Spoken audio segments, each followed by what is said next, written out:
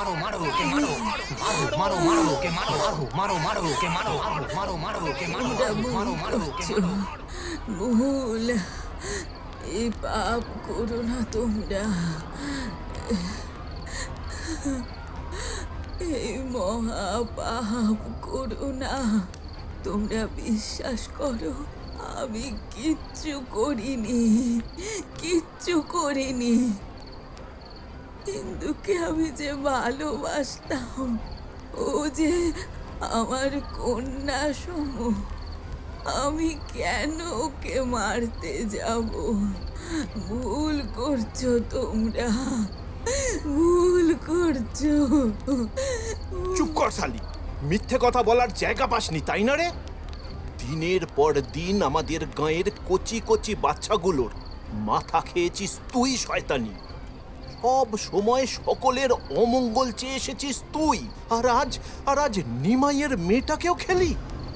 আহা গো, বেচারি সদ্য বিয়ে করে শ্বশুর ঘর যাচ্ছিল, পথেই মেয়েটাকে অমন করে জলে ডুবে মরতে হলো। সব হয়েছে তোর অভিশাপের জন্য শয়তানি। সবকিছুর জন্য সুবর্ণ রেখাই দায়ী। মারো মারো ওকে মারো, মারো মারো ওকে মারো। উন্মত্ত জনতার মাঝ থেকে সেই তীক্ষ্ণ সুরে কটাক্ষটা ভেসে এলো সেই অসহায় নারীটির উদ্দেশ্যে। গোটা গ্রামের লোক পাগলের মতো ঢিল পাটকেল ছুঁড়ে মারছে সুবর্ণরেখাকে।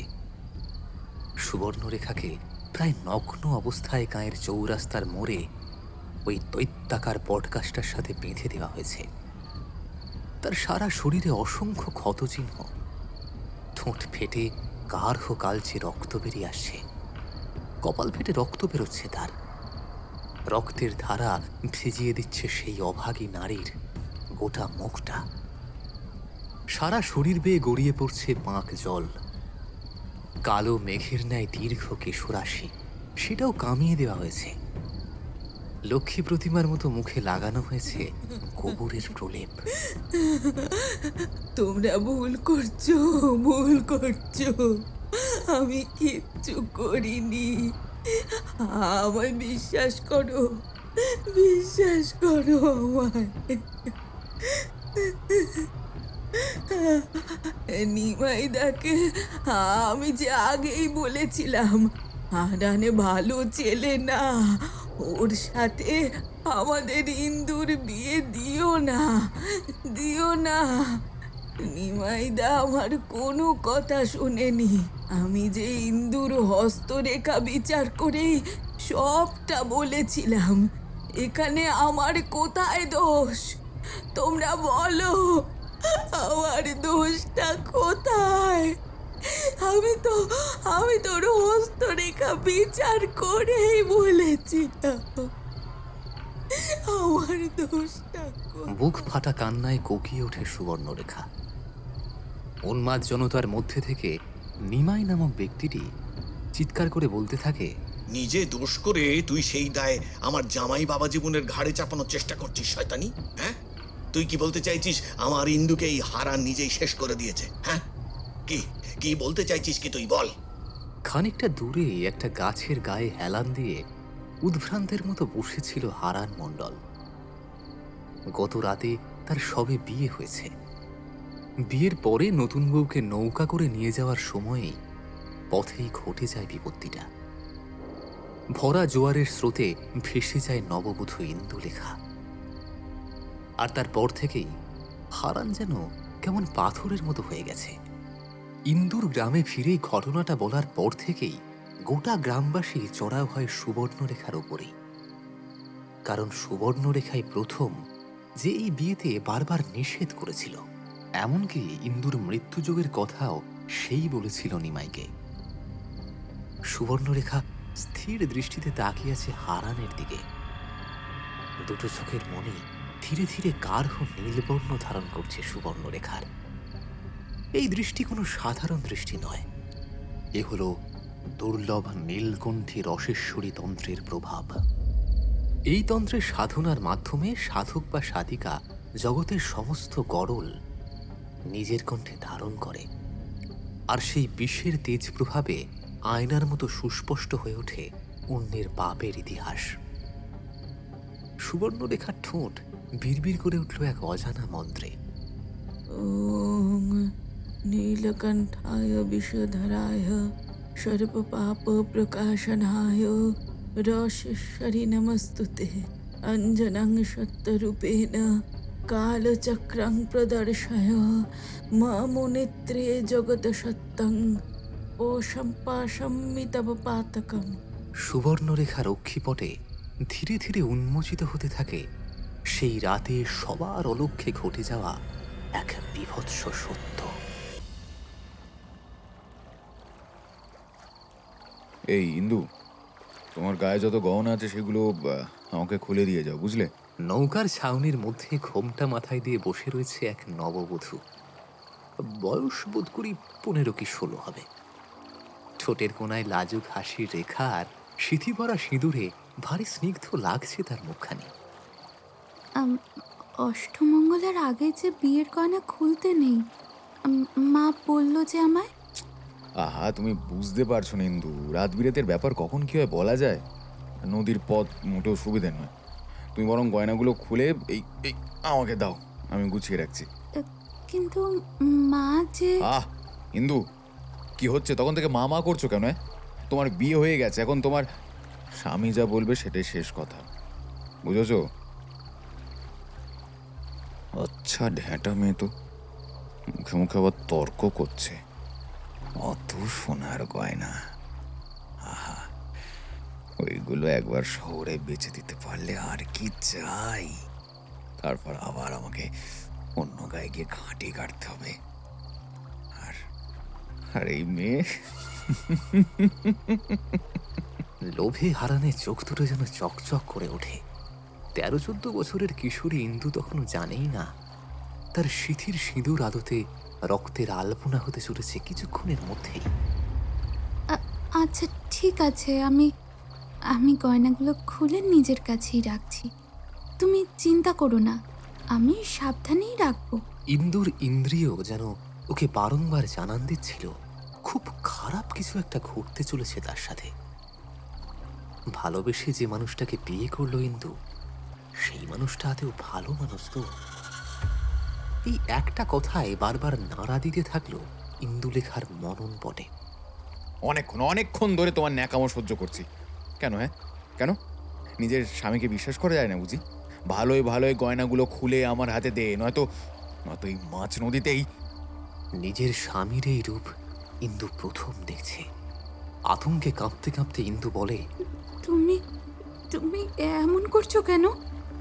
মা বলেছিল এই গয়না আমাদের সংসারের সম্বল, স্ত্রীধন, তাই আমি তোমাকে দিতে চাইনি। আরে আরে সামান্য গয়নার জন্য তুমি আমার সাথে এমন ব্যবহার করছো?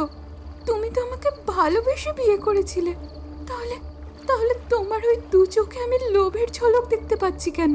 ভালোবাসা? তোর মতো কত ডাগর মেয়েকে বিয়ের নামে ফুঁসলে এনেছি, তারই অত্যা নেই। আমার শুধু সোনা চাই, বুঝেছিস? শুধু সোনা সোনা।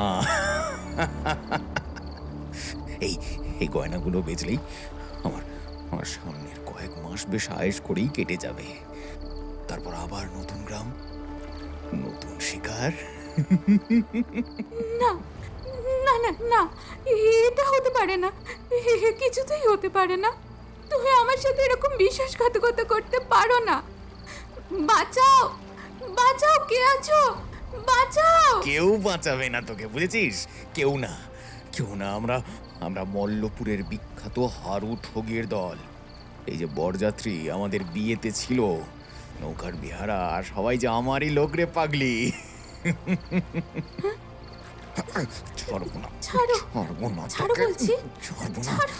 ইন্দুকে শক্ত করে চাপটে ধরেছে হারান। প্রাণপণে নিজেকে ছাড়ানোর চেষ্টা করছে ইন্দু, কিন্তু পারছে না। হারানের পেশিবহুল পুরুষালী দেহের কাছে বারংবার হার মানতে হচ্ছে বছর 15-র নাবালিকা ইন্দুকে। হারান এক ঝটকা ইন্দুর কানের মাকড়িটা টেনে ছিঁড়ে নেয়। ইন্দুর কানের লতি ছিঁড়ে রক্ত গড়িয়ে ভিজিয়ে দিচ্ছে ওর বেনারসির শাড়িটা। যন্ত্রণায় ছটফট করতে করতে ইন্দু যখন হারানের হাতে কামড় বসায় মুক্ত করার জন্য, হারানের ভিতরে থাকা নৃশংস পশুটা যেন সগর্বে জেগে উঠেছে এতক্ষণে। হারামজাদি, এখনো তোর এত তেজ? হারান নৌকার পাটাতনে থাকা একটা ভারী লগি তুলে নেয় নিজের হাতে। হারানের দুচোখ তখন জ্বলছে প্রবল ক্রোধের আগুনে। অন্যদিকে ইন্দুর চোখে তখন জল নেই, আছে শুধু এক রাশ ঘৃণা। তারপর কাঠের লগির একটা প্রচণ্ড আঘাত হানে হারান ইন্দুর মাথা লক্ষ্য করে। কপাল ফেটে চৌচির হয়ে যায় ইন্দুর। ফিনকি দিয়ে রক্ত ছিটকে বেরিয়ে আসতে থাকে। ইন্দুর নিথর দেহটা নৌকার পাটাতনে লুটিয়ে পড়ল কিছু মুহূর্তের মধ্যেই। নববধূর কপালের চন্দন আর রক্ত মিলেমিশে একাকার হয়ে যাচ্ছে ওই রক্ত নদীর স্রোতে। সর্দার, এ কি করলেন সর্দার? মেয়েটাকে জানে মেরে ফেললেন? শেষ করে দিয়েছে হারামজাদিকে। বড্ড ফটর ফটর করছিল ওইটুকু মেয়ে। কিন্তু সর্দার, ওর গায়ের লোক, ওর বাপ যদি জানতে পারে বিয়ের রাতেই মেয়ের মৃত্যু ঘটেছে, তখন কি হবে? পরশু তো ওরা তত্ত্ব নিয়ে আমাদের ওই নকল আস্থানায় আসবে বৌভাতের জন্য। কি বলবো তখন? সত্যি তো। এ বাবা, এটা তো ভেবে দেখিনি আমি। ওই নিতেন, কি করবো এখন? আমাদের তো পরিকল্পনা ছিল বৌভাতের পরদিন মেয়েটাকে শেষ করে দেওয়ার, কিন্তু ইস, আমি যে হটকারিতায় বসে কি করে ফেললাম। সর্দার, আমাদের গল্প ভাঙতে হবে, না হলে সবার সন্দেহ হবে। কি গল্প? জোয়ারের জলে নতুন বউ ভেসে গেছে। হ্যাঁ, এটাই একমাত্র উপায় আমাদের বাঁচার। কি বলছিস? কাজ হবে এতে? হবে হবে, সব হবে। তুমি খালি একটু অভিনয় করো, বাকিটা আমি দেখে নিচ্ছি। তার আগে এই মেয়েকে এই মাঝ নদীতেই বিসর্জন দাও সর্দার। ঠিক বলেছিস। ছাউনির ভিতরে ভারী কোনো কিছু থাকলে নিয়ে আয়। মেয়েটার পায়ে বেঁধে জলে ফেলতে হবে, যাতে কোনোভাবে ওর শরীরটা জলের ওপর ভেসে না ওঠে। যেমন কথা তেমনই কাজ। কিছুক্ষণের মধ্যেই নিতেন ইন্দুর পায়ের সাথে ভারী কোনো একটা বস্তু শক্ত করে দড়ি দিয়ে বেঁধে দেয়, আর তারপরেই ইন্দুর মৃতদেহটা মাছ নদীতে ফেলে দেয় হারান।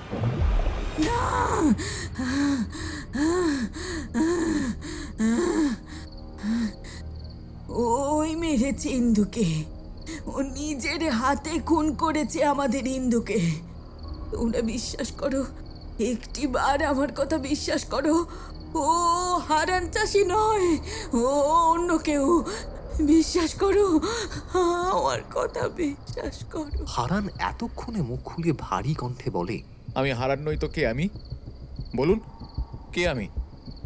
আপনি আমাদের বিয়েতে বহুবার বাধা দেওয়ার চেষ্টা করেছিলেন, কিন্তু শেষ পর্যন্ত আটকাতে পারেননি বলে ওইসব আপনার কালা জাদু তন্ত্র মন্ত্র করে আমার বউটাকে আমার কাছ থেকে তুই কেড়ে নিলি শয়তানি। ঠিক বলেছেন কথা। দিব্যি আমরা যাচ্ছিলাম, কিন্তু কিন্তু কোথা থেকে যে কি হয়ে গেল, দেখলাম পৌরাণী হঠাৎ করে নৌকা থেকে ঝাঁপ কাটলেন। ওনাকে দেখেই মনে হচ্ছিল উনি কোনো ঘোরের মধ্যে রয়েছেন। আপনারা সবাই বিশ্বাস করুন, এই ডাইনি পৌরাণীকে খেয়েছে। ক্রমাগত গ্রামের জনতাকে খেপিয়ে তুলতে থাকে ওরা। একটা সময় মোরুল নিজের ক্রোধে অন্ধ হয়ে গিয়ে বলে ওঠেন, দিনের পর দিন এই অন্যায় চলতে পারে না সুবর্ণরেখা। তোমার স্বামী এই গাঁয়ের শ্রেষ্ঠ পণ্ডিত মশাই ছিলেন, কিন্তু ওনার মৃত্যুর পর তুমি যা শুরু করেছো তা এই গ্রামের বুকে একের পর এক বিপদকে আহ্বান করে নিয়ে এসেছে। তুমি আগের বছর বন্যার কথা বলেছিলে, ঠিক তাই ঘটেছে। কত বাড়ি, ক্ষেতের জমি সব নষ্ট হয়েছে। নগেনের ছেলে সেও মরেছে সাপে কেটে। এখন আমাদের ইন্দু, বুঝতে পারছি সবই তোমার ওই কালজীবের প্রভাবেই ঘটেছে। তোমার এই পাপের শাস্তি আজ তোমাকে পেতেই হবে সুবর্ণরেখা। আপনি কি বলছেন মোরুল মশাই? এতগুলো বছর ধরে যে গ্রামকে আমি বুকে আগলে রাখতে চেয়েছি, আজ আপনারা বলছেন আমি কিনা গ্রামের ক্ষতি করেছি? আমার গণনা আমাকে যে নির্দেশ দিয়েছে আমি কেবলমাত্র তার ব্যাখ্যা করেছি, যাতে আপনারা আগে থেকে সতর্ক হতে পারেন, সেই বিপদকে আটকাতে পারেন। কিন্তু আপনারা কখনোই আমার কোনো কথা শোনেননি, যার ফল গোটা গ্রামকে ভোগ করতে হয়েছে। আমি আপনাদেরকে বারে বারে বলেছিলাম নদীর জল বাড়ছে, বর্ষায় বন্যা হতে পারে, আপনারা নদীতে বাঁধ দেওয়ার ব্যবস্থা করুন। আপনি আমার কথা শোনেননি। আর আমরা তোমার কোনো কথা শুনতে চাই না। ওইসব মিষ্টি মিষ্টি কথা বলে আর কোনো লাভ নেই। আজ যা হয়েছে তারপরে আমরা কেউ তোমাকে বিশ্বাস করতে চাই না। যেদিন থেকে আমার মেয়েটা নিজের বিয়ের কথা তোমাকে বলেছে, সেই দিন থেকে তুমি এই বিয়েতে বাঁধ সেধেছ। একবার নয়, দুবার নয়, বারবার নিজের কথাকে সত্যি প্রমাণ করার জন্য শেষ পর্যন্ত ওইটুকু মেয়েকে শেষ করে দিলে তুমি। সুবর্ণ, ছি ছি ছি ছি ছি। আপনারা বিশ্বাস করুন, আমি ইন্দুকে মারিনি। এই ছেলেটা, এই ছেলেটা গহনার লোভে ইন্দুকে শেষ করে দিয়েছে। এই ছেলেটা তারপর নিজেরাই ওকে মাঝ নদীতে ভাসিয়ে দিয়েছে। তাই বুঝি? হ্যাঁ, তা আপনি এত কথা জানলেন কি করে? মাঝ নদীতে তো আপনি উপস্থিত ছিলেন না। তাহলে তার মানে এটাই দাঁড়াচ্ছে যে সবটা আপনার বানানো গল্প ছাড়া আর কিছুই নয়।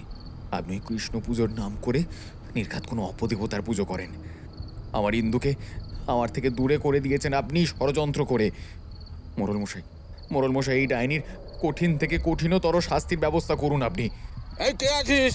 ছুরি গরম করে নিয়ে আয়। যে জীব দিয়ে দিনের পর দিন আমাদের অনিষ্ট চেয়ে এসেছে ওই মেয়ে, সেই কাল জীবটাই আজকের পর থেকে ওর আর থাকবে না। ভিড় সরিয়ে নিজের কম্পিত শরীরটাকে নিয়ে এগিয়ে আসেন সুধাময়ী দেবী। বয়সের ভারে নুইয়ে পড়েছেন বৃদ্ধা। নিজের পুত্রবধূর ওপরে এই অত্যাচার সহ্য করতে না পেরে কাঁদতে কাঁদতে এসেছেন তিনি। সবার কাছে অনুনয় বিনয় করতে করতে বলছেন, না না না, এটা করতে পারেন না আপনারা। একজন নিরপরাধ নারীকে বিনা অপরাধে এত বড় শাস্তি দেবেন না আপনারা। দয়া করুন, মা চামুন্ডা আপনাদের ক্ষমা করবেন না। মায়ের প্রকোপে সব কিছু শেষ হয়ে যাবে এই গাঁয়ের, সব কিছু। কিছুক্ষণের মধ্যে সেই চরম নৃশংস ঘটনাটা ঘটে যায় সুবর্ণরেখার সাথে। গ্রামের কিছুজন চেপে ধরে সুবর্ণরেখাকে। বাঁচার আপ্রাণ চেষ্টা করতে থাকলেও এতজনের শক্তির সাথে পেরে ওঠে না সুবর্ণরেখা। মোড়ল নিজের হাতে সুবর্ণরেখার জিভটা কেটে দেয়। প্রবল যন্ত্রণায় কাতরাতে থাকে সুবর্ণরেখা। দুটো চোখ দিয়ে জলের ধারা নয়, গড়িয়ে পড়ছে অনবরত রক্তের ধারা। গাল বেয়ে গড়িয়ে পড়ছে গাঢ় কালচে রক্ত। মাটিতে যন্ত্রণায় ছটফট করতে থাকে অভাগিনী সুবর্ণরেখা। কিন্তু গ্রামবাসীদের উল্লাসের ঢাকঢোলের বলে কোথাও যেন চাপা পড়ে যাচ্ছে এক অসহায় নারীর চরম আর্তনাদ। এই ঘটনা ঘটার সাথে সাথেই ঘন কালো মেঘে গোটা আকাশ ছেয়ে যেতে শুরু করে। বজ্রবিদ্যুৎ সহ প্রবল বৃষ্টিপাত শুরু হয় গোটা মহেন্দ্রপুর জুড়ে। মাটিতে তখন লুটিয়ে পড়ে গোঙাচ্ছে সুবর্ণরেখা, আর রক্তের ধারা ভিজিয়ে দিচ্ছে গ্রামের মাটি।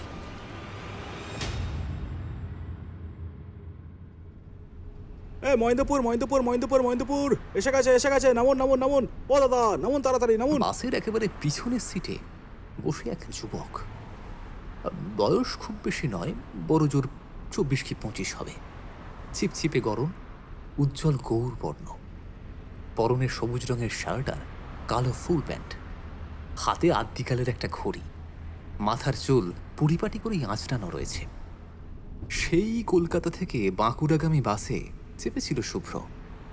অবশেষে সকাল 8টা নাগাদ বাসটা এসে পৌঁছল মহেন্দ্রপুরে, যা কালক্রমে অপভ্রংশ হয়ে দাঁড়িয়েছে বর্তমানে মহিনপুর নামে এক প্রত্যন্ত গ্রাম। সারা রাতের ক্লান্তিতে চোখটা কিছুক্ষণের জন্য জুড়িয়ে এসেছিল শুভ্রর।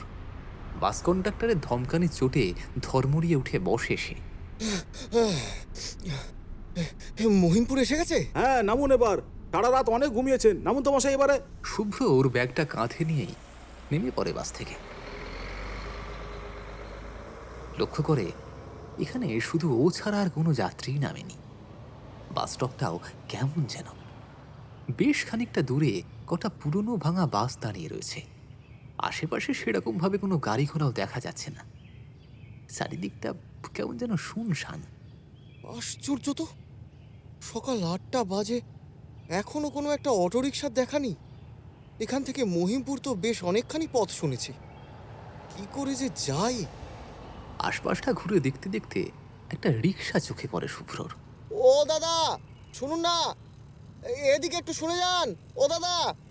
রিক্সা চালক মহা আনন্দে শুভ্রের সামনে এসে রিক্সাটা দাঁড় করায়। চালক ভদ্রলোকটি বেশ বয়স্ক, 50-এর ঊর্ধ্ব তো হবেই। সে বলে, আগে দাদাবাবু বলুন কোথায় যাবেন? ওই মহিমপুর চূর্ণী নদী পাড়ের পোস্ট অফিস, ওইখানেই যাব। আপনি ওদিকে যাবেন তো? চূর্ণির পারে যাবেন আপনি? বেশ, উঠে আসুন। মাটির কাঁচা রাস্তা দিয়ে এগিয়ে যেতে থাকে রিক্সাটা। দুপাশে বিশাল বিশাল ধান ক্ষেত এবং পদ্মবিল, চারপাশটা গাছগাছালিতে ভরা। ফাল্গুন মাসের দিকটাও গ্রামাঞ্চলে এসে বেশ মৃদু ঠান্ডা আবহাওয়াটা ভালোই মনোরম লাগছে শুভ্রর। সূর্যের মিঠে রোদ এসে পড়ছে ক্ষেতের ওপরে। সূর্যের আলোতে বিলের জলটাও কেমন যেন কাচের মতো চিকচিক করে উঠছে।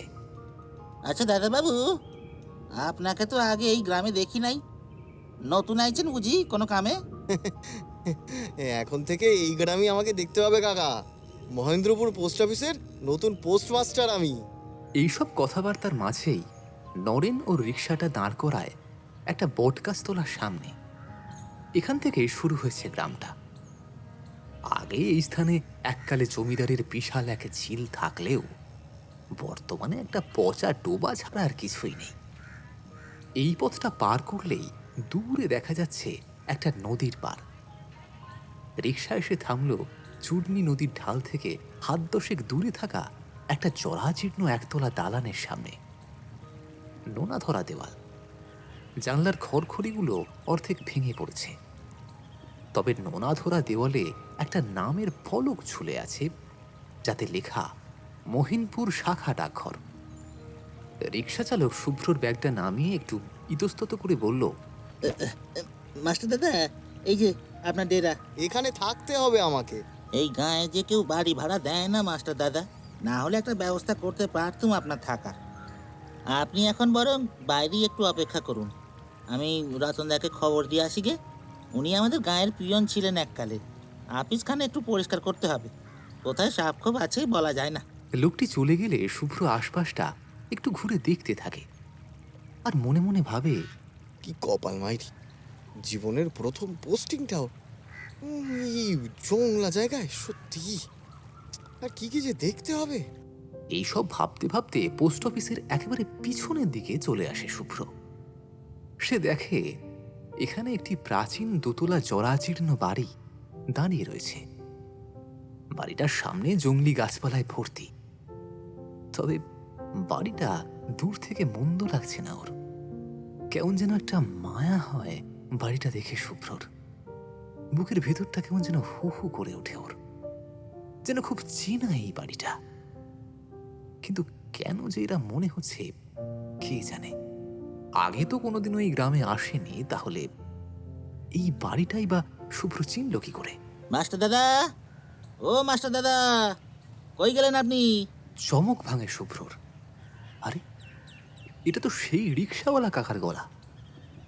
শুভ্র আবারও পোস্ট অফিসটির সামনে এগিয়ে যায়। শুভ্রকে আসতে দেখে সেই লোকটি বলে, কোথায় গিয়েছিলেন আপনি?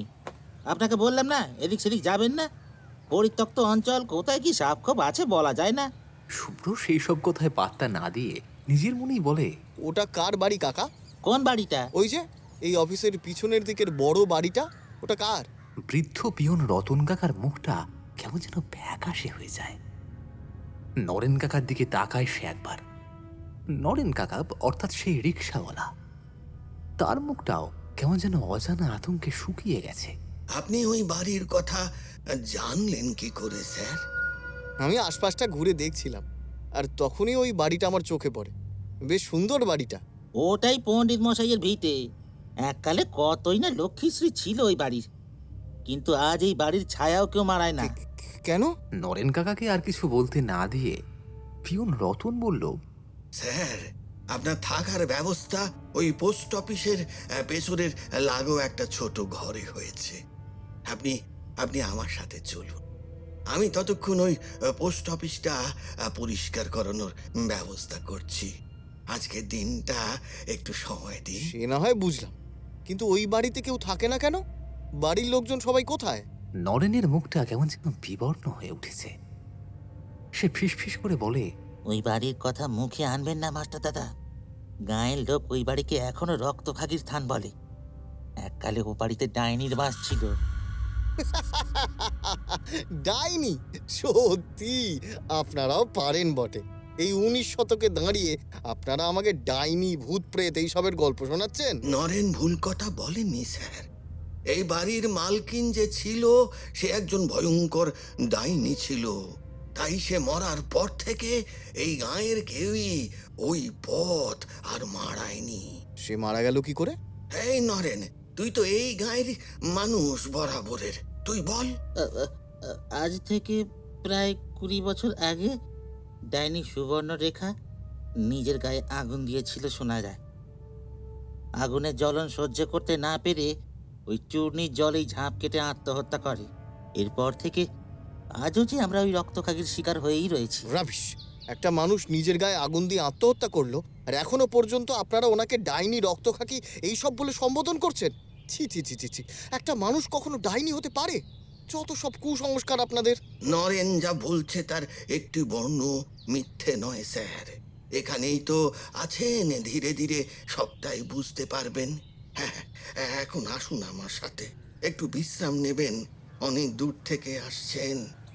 একটা ছোট একচালা কুঠিরের মতো বাড়িটা।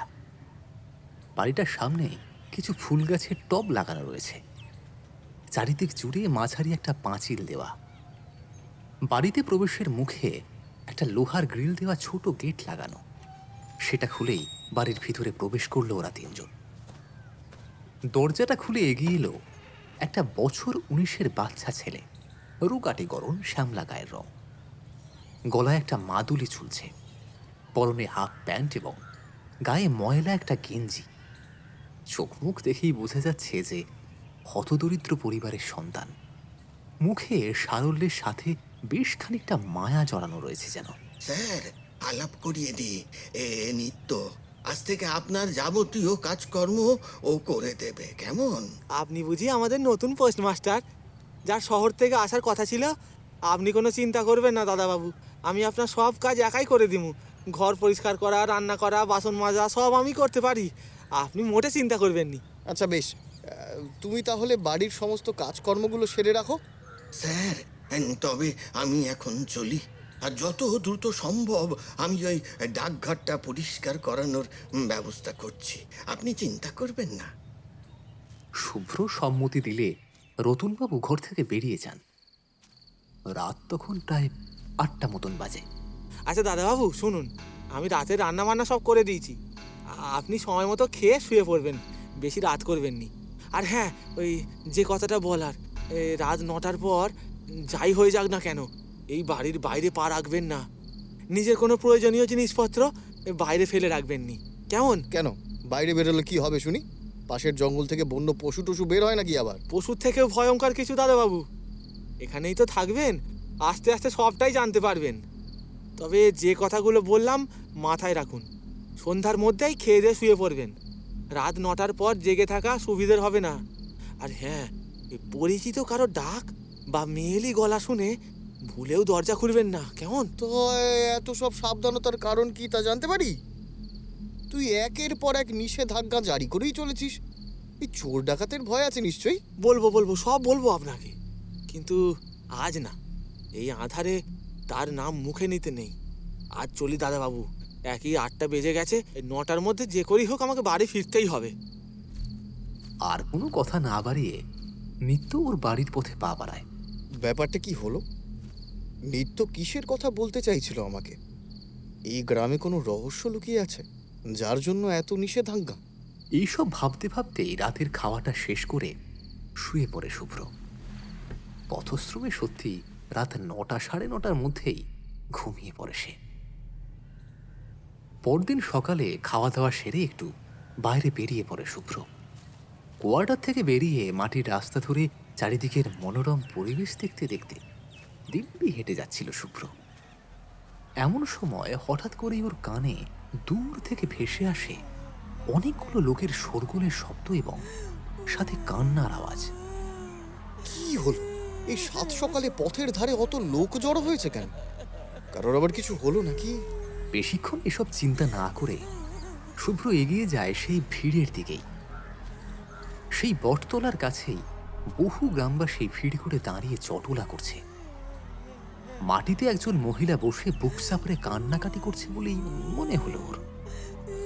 শুভ্র ভিড় ঠেলে সরিয়ে একটু এগিয়ে যেতেই যা দেখল, এমন দৃশ্য সে এ জীবনে দেখবে বলে কল্পনাও করতে পারেনি। না! একটা আর্ত চিৎকার অতর্কিতেই বেরিয়ে এলো ওর মুখ থেকে। ভয়ে আতঙ্কে সারা শরীরটা কেমন যেন হিম হয়ে যাচ্ছে শুভ্রর। কি বিভৎস দৃশ্য দেখছে শুভ্র। সারা শরীরটা যেন কেমন গোলাতে শুরু করেছে, মনে হচ্ছে এখনই যেন বমি হয়ে যাবে। ঘৃণায় আতঙ্কে মুখটা সরিয়ে নেয় শুভ্র। মাটিতে পড়ে রয়েছে একটা লোকের নগ্ন মৃতদেহ, সারা শরীরে আঁচড় কামড়ের দাগ। তবে আঁচড়ের দাগগুলো ভীষণ ভয়াবহ। শরীরের যে যে স্থানে আঁচড় পড়েছে সেই জায়গাগুলো কেমন যেন ফুলে উঠেছে আর পুড়ে পুড়ে গেছে, ঠিক যেন জল ফোস্কার মতো। আর তার চেয়েও ভয়াবহ হলো মৃতদেহটার মুখটা। বিভৎসভাবে আঁচড় আর লম্বা লম্বা দাগ, আর সেই ক্ষতস্থানগুলো থেকে কেবল রক্ত মাংসর পিণ্ড গলে গলে বেরিয়ে আসছে। এমনকি লোকটার গাল দিয়ে রক্ত বেরিয়ে জমাট বেঁধে গেছে। আর পাশেই পড়ে রয়েছে লোকটার কাটা জিভটা। কেউ যেন প্রবল আক্রোশে জিভটা উপড়ে নিয়েছে তার। অক্ষিকোটরবিহীন শরীরটা এর মধ্যেই পচতে শুরু করেছে। বিকট কটু গন্ধ ছড়িয়ে পড়ছে চারদিকে। সাথে শরীরটা পুড়ে গেলে যেমন কালচে বর্ণ ধারণ করে, ঠিক সেই বর্ণ ধারণ করেছে। তাছাড়া দেহটা রক্তশূন্য সেটা বোঝাই যাচ্ছে। আর সহ্য করতে পারছে না শুভ্র। একটু দূরে গিয়ে বমি করে ফেলল সে। তারপরে ক্লান্ত হয়ে একটা গাছের গোড়ায় হেলান দিয়ে বসে পড়ল। বাবু, কাল রাতে নিশ্চয়ই রক্তখাকি আবার হানা দিয়েছিল। আহা গো, ছেলেটাকে বাঁচতে দিল না শয়তানিটা। দূর থেকে এক গ্রামবাসীর মুখে এমন কথা শুনে একটু ওদের দিকেই এগিয়ে যায় শুভ্র। আর তাদেরকে উদ্দেশ্য করে সে বলে, রক্তকাকি আবার সেই না, কিন্তু ওই লোকটাকে এইভাবে কে খুন করলো? কোনো বন্য পশু নাকি মানুষ? গ্রামবাসীরা আতঙ্ক ভরা দৃষ্টিতে একবার ভালো করে দেখে নেয় শুভ্রকে। তারপর মৃদু কণ্ঠে ফিস ফিস করে বলে, সে কোনো পশু নয় নতুন মাস্টার মশাই। মৃত্যু, সাক্ষাৎ মৃত্যুদূত। এই গ্রামের উপর লাগা করাল অভিশাপ ওই রক্তখাকি। গ্রামবাসীদের কথা শুনে কিছুটা বিরক্ত ভরা মুখে ওদের দিকে তাকিয়ে শুভ্র মনে মনে ভাবল, এখানে একটা মানুষকে নৃশংসভাবে হত্যা করা হয়েছে, আর এরা এখন এইসব অভিশাপ ভূত প্রেতের গল্প বানাতে বসেছে। সত্যি এই গাঁয়ের লোকজনগুলো একেবারেই কুসংস্কারাচ্ছন্ন দেখছি। কাল রাতে এই জন্যই হয়তো নিত্য আমাকে অতবার করে রাতে বেরোতে নিষেধ করেছিল। এ নির্ঘাত কোনো বন্য পশুর কাজ। কোনো মানুষ কি এতটা নিষ্ঠুরভাবে কাউকে খুন করতে পারবে? 7-5 চিন্তা করতে করতেই পোস্ট অফিসের সামনে এসে উপস্থিত হয় শুভ্র। চাকরির প্রথম দিনই এমন একটা ভয়াবহ অভিজ্ঞতার সম্মুখীন হতে হবে তা সে স্বপ্নেও ভাবতে পারেনি। চোখ বন্ধ করলেই ভেসে উঠছে সেই বিভীষিকাময় দৃশ্যটা। রতনবাবু সত্যিই কাজের মানুষ। এই এক রাতের মধ্যেই গোটা ডাকঘরের ভোলটাই বদলে ফেলেছেন একেবারে। শুভ্রকে আসতে দেখে রতনবাবু বললেন, স্যার, আপনি এসে গেছেন? হ্যাঁ, ভালোই হলো। দেখুন, মোটামুটি সব কিছুই পরিষ্কার করিয়ে দিয়েছি। এখন ওই হাতে হাতে সবটা গোছগাছ করে নিলেই হবে। শুভ্রর কানে যেন কোনো কথাই ঢুকছে না। চোখ মুখ এখনো থমথম করছে অজানা আতঙ্কে। শুভ্র চুপচাপ একটা চেয়ারে বসল। স্যার, আপনার কিছু কি হয়েছে? শরীর ঠিক আছে? একটু জল পাওয়া যাবে? রতন তাড়াতাড়ি এক গ্লাস জল দেয় শুভ্রকে। ঠকঠক করে বেশ কিছুটা জল খেয়ে শুভ্র বলে ওঠে, আসার সময় একটা বীভৎস দৃশ্য দেখেছি আমি। জানি স্যার আপনি কোন ঘটনার কথা বলছেন। আপনাকে আমি তো গতকালই বলেছিলাম এই গ্রামে এমন অনেক কিছুই আছে যা বিজ্ঞানের যুক্তি বুদ্ধির বাইরে। আমি এখনো বিশ্বাস করতে পারছি না রতনবাবু, পারছি না। আমার মনে হচ্ছে এই কাজটা কোনো হিংস্র বন্য পশুর কিংবা কোনো ভয়ঙ্কর খুনির। ভূত বলে কিছু হয় না। কোনো পশুর কামড় বা আঁচড়ের ফলে কি দেহে বুড়ে যাওয়ার চিহ্নের সৃষ্টি হয় স্যার? আর কোনো মানুষ কি অপর কোনো মানুষকে এতটা নৃশংসভাবে হত্যা করতে পারে? সেই মৃতদেহের সমস্ত রক্ত শুষে নিয়ে দেহটাকে ছিবড়ে করে দিতে পারে? আপনি এখনকার দিনের পড়ালেখা জানা মানুষ, আমার মতো বুড়ো মানুষের কথা আপনারা বিশ্বাস নাই করতে পারেন, কিন্তু তা হলেও যে সত্যিটা বদলে যাবে না স্যার। তার মানে আপনি বলছেন এইসব ওই রক্তখাকি তার কাজ? প্রমাণ তো তাই বলে। 20 বছর আগে তার সাথে এই গ্রামবাসীরা যে অন্যায় করেছিল তার প্রতিশোধ সে যে নেবেই। দোল পূর্ণিমার রাতে গ্রামের কোনো না কোনো পুরুষের প্রাণ সে নেয়। আপনি লক্ষ্য করেননি ওই যে ছেলেটি মারা গেছে তার জিভটা কেউ যেন উপড়ে নিয়েছে প্রবল আক্রোশে, ঠিক যেমনটা করা হয়েছিল সুবর্ণরেখার সাথে। কি বলছেন কি রতনবাবু? এটাই সত্যি স্যার। কুসংস্কারের কবলে পড়ে মৃত্যু ঘটেছিল ওই অভাগিনীর। তাই তো আজও মৃত্যুর এত বছর পরেও ও মুক্তি পায়নি। প্রতিশোধ স্পৃহা তাকে মুক্তি পেতে দেয়নি। ঠিক কি ঘটেছিল ওনার সাথে আপনি কি জানেন? সবটা না হলেও কিছুটা জানি।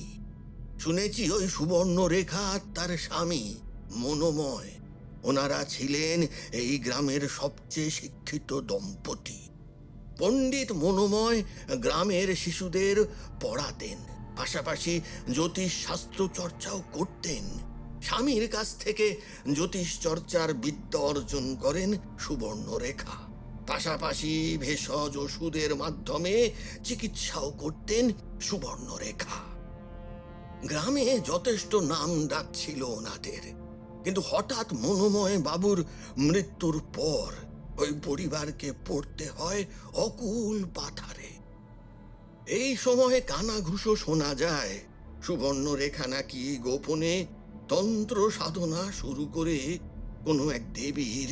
এমনকি অনেকে এও বলে সুবর্ণরেখা যাই বলতো তাই নাকি সত্যি হতো। সবার মতে সে নাকি ডাকিনী সাধনা করত। এমনি করেই দিন কাটছিল, কিন্তু ছন্দপতন ঘটে যখন ওই গাঁয়ের নিমাই সাধুকার মেয়ে ইন্দুলেখার মৃত্যু ঘটে। সে কে?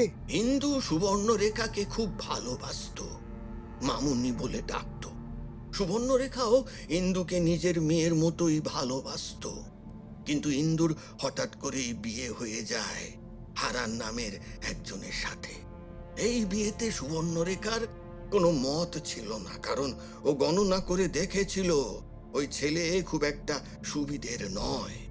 এই বিয়ে হলে ইন্দুর প্রাণ সংকট হতে পারে, তাই বারবার নিমাইকে এই বিয়ে দিতে সে বাধা দিয়েছিল। কিন্তু কেউই ওর কোনো কথা শোনেনি, এমনকি ইন্দুও নয়। বিয়ের পরদিন যখন রাতে হারান ইন্দুকে নিয়ে নৌকা করে ওদের গ্রামে যাচ্ছিল, তখনই নাকি ইন্দু জলে ঝাঁপ দিয়ে আত্মহত্যা করে। সে কি, নববধূ হঠাৎ আত্মহত্যার পথ বেছে নিতে যাবেই বা কেন? সেটাই তো হচ্ছে আসল কথা। হারান ও সকল গ্রামবাসী মনে করে সুবর্ণরেখা কোনো তন্ত্রমন্ত্রের সাহায্য নিয়ে ইন্দুকে হত্যা করেছিল, কারণ সে চায়নি ইন্দু সুখী হোক বা ওর নিজের কথা ভুল প্রমাণিত হোক। এই কারণে ইন্দুর প্রাণ যায়। কি বলছেন কি? একটা মানুষ বিয়ের পর নৌকো করে শ্বশুর বাড়ি যাচ্ছে, সে হঠাৎ করে জলে ঝাঁপ কেটে আত্মহত্যা করলো, এমনটা হয়? আর ওই সুবর্ণরেখা, উনি এই গ্রামের মধ্যে বসে থেকে টুকটাক করে একটা মেয়েকে বশীকরণ করে মেরে ফেললো। তাও আবার কাকে? যাকে উনি নিজের মেয়ের মতো ভালোবাসতেন তাকে। এই গোটা ঘটনাটা কেমন মেকি বলে মনে হচ্ছে না? আমারও তাই মনে হয়েছে স্যার, কিন্তু সেই সময়ে গ্রামবাসীদের কে আর ওই সব বোঝাতো বলুন? গ্রামবাসীর রোষের শিকার হয় সুবর্ণরেখা। সবার মাঝে নগ্ন করে ওর মাথা ন্যাড়া করে পচা গোবর পাক ঢালা হয়। শুধু এখানেই শেষ নয়, মোড়ল নাকি নিজের হাতে ওর জিভ কেটেও দিয়েছিল। ও ভাবলেও আমার গা শিউরে উঠছে। শুভ্র কেমন যেন পাথরের মতো কথাগুলো শুনছে। মাথার ভেতরটা অসহ্য যন্ত্রণা করতে শুরু করেছে ওর। কারোর যেন বুক ফাটা আর্তনাদের শব্দ ওর কানে ভেসে আসছে। নিজের দুটো চোখ শক্ত করে বন্ধ করে রেখেছে শুভ্র। এই ঘটনার 2-4 দিন পর ছিল দোল পূর্ণিমা। সেই রাতে মোড়ল মশাই আর ওই হারান ওরা নাকি কোথা থেকে ফিরছিল। তখন ওরা দেখে যে ওই নদীর তীরে এক নারী জ্বলন্ত শরীরে দৌড়ে নদীতে ঝাঁপ দেয়। ওনাদের কথা মতো সুবর্ণরেখা সেই অপমানের জ্বালা সহ্য করতে না পেরেই নাকি আত্মহত্যার পথ বেছে নিয়েছিল। নিজের অজান্তে শুভ্র দুটো চোখ পেয়ে জলের ধারা গড়িয়ে পড়ছে। কেন যে বুকের ভেতরটায় এতটা যন্ত্রণা করছে কিছুই বুঝতে পারছে না সে। এতটা কষ্ট তো আগে কোনোদিনও কারোর জন্য অনুভব করেনি সে। তাহলে আজ কি হলো শুভ্রর? স্যার, আপনি ঠিক আছেন তো? হ্যাঁ, কেমন যেন লাগছে আপনাকে? মানুষ কি করে এতটা নিষ্ঠুর হতে পারে রতনবাবু? সবাই মিলে একজন নিরপরাধ মহিলাকে মৃত্যুর দিকে এইভাবে ঠেলে দিতে পারলো? গায়ের মানুষদের বোকা বানানোটা খুব সহজ স্যার। এরা কোনো কিছুই যুক্তি তর্কের দ্বারা না দেখে কেবল আবেগ আর কিছু অন্ধ কুসংস্কারের দ্বারাই বিশ্বাস করে। সেই দিন যেমন ওই মোড়ল আর হারানের কথা গ্রামবাসীরা বিশ্বাস করেছিল। এই ঘটনার পর মোড়ল আর ওই লোকটার কি হলো? তারা এখন কোথায়? সে তো আর এক কাণ্ড স্যার। কেন, কি হয়েছে? রতনবাবু এবার খানিকটা চাপা কণ্ঠে বলতে শুরু করলেন। সুবর্ণরেখার মৃত্যুর ঠিক 3 বছর পর এই গ্রামের অধীশ্বরী চামুণ্ডেশ্বরীর পুজোর দিন ঘটে যায় আরো এক বিভৎস ঘটনা। সেই সময় আমি সদ্যই গ্রামে এসেছি। মায়ের পুজোর এই বিশেষ দিনে সারা গ্রাম যেন উৎসবের আমেজে মেতে উঠেছিল। সেইবার তখন রাত্রির 2য় প্রহর হবে। চামুণ্ডেশ্বরী মাতার মূর্তির সামনে থাকা বিশাল হোমকুণ্ডে যজ্ঞ করে চলেছে 3 জন পুরোহিত মিলে। গ্রামের মঙ্গলার্থে মোড়ল মশাইকে ডাকা হলো আহুতি দেওয়ার জন্য। মোড়ল মশাই এবারে আসুন। গ্রামের সুরক্ষা সমৃদ্ধির জন্য আপনি সবার প্রথমে এই অগ্নিকুণ্ডে আহুতি দিন। মোড়ল হাসি মুখে এগিয়ে যায় হোমকুণ্ডের দিকে, আর যে মুহূর্তে সে অগ্নিতে ঘৃতাহুতি দেয় ঠিক সেই মুহূর্তে যজ্ঞকুণ্ডের আগুনের লেলিহান শিখা জ্বলে উঠে গ্রাস করে মোড়লকে।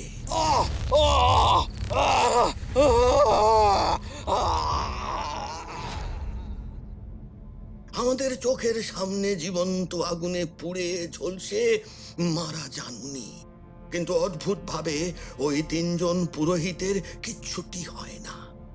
সবাই তো গানা ঘুষো করতে থাকে এই সবই নাকি মোড়লের পাপের ফল। কিন্তু আমার তো মনে হচ্ছে স্বয়ং দেবী তার ভক্তের প্রতি হয়ে যাওয়া অন্যায়ের প্রতিশোধ নিয়ে নিলেন পাপীর বিনাশ করে। যদিও আমার একটা প্রশ্ন আছে রতনবাবু, ওই হারান সে কোথায় এখন?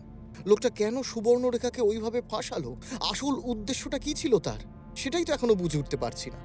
এই ঘটনার পর হারান ওই গ্রাম ছাড়ে, তবে ওই বছরের একটা দিনই এই গ্রামে আসে সে।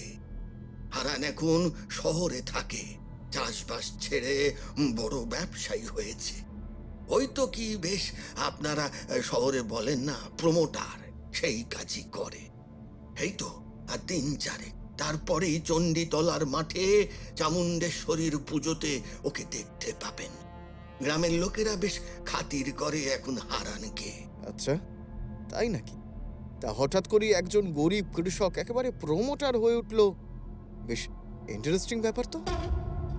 সে আর বলতে, যেন হঠাৎ করেই কুবেরের ধন পেয়েছিল। প্রতি বছর যেই গ্রামে আসে তার পেছনেও কিন্তু ওর একটা উদ্দেশ্য আছে। কেমন উদ্দেশ্য? থাকতেই পারে, অস্বাভাবিক কিছু তো নয়। যাই হোক স্যার, এসব নিয়ে আপনি কারোর সাথে আলোচনা করতে যাবেন না।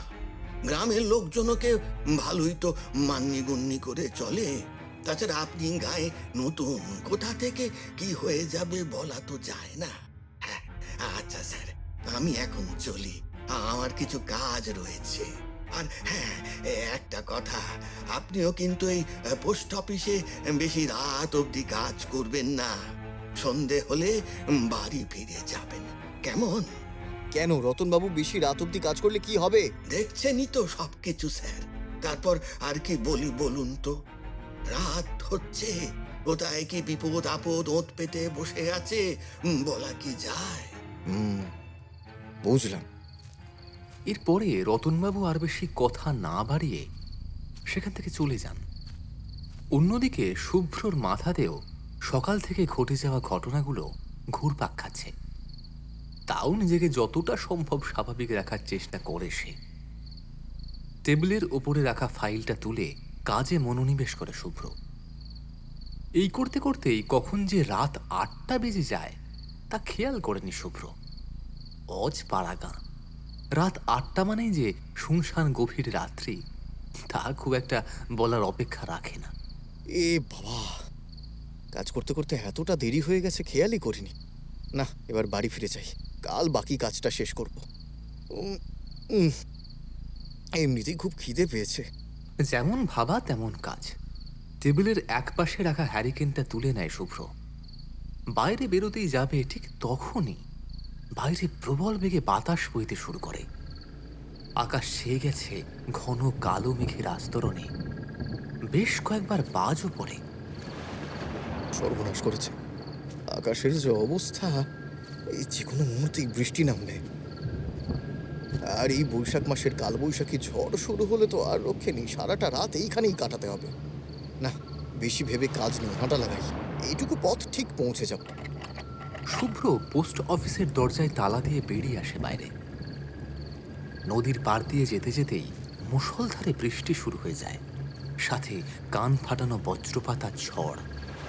না, কোনোভাবেই আর এগোনো যাচ্ছে না, আমাকে একটা আস্তানা জোগাড় করতেই হবে মাথা গোজার জন্য।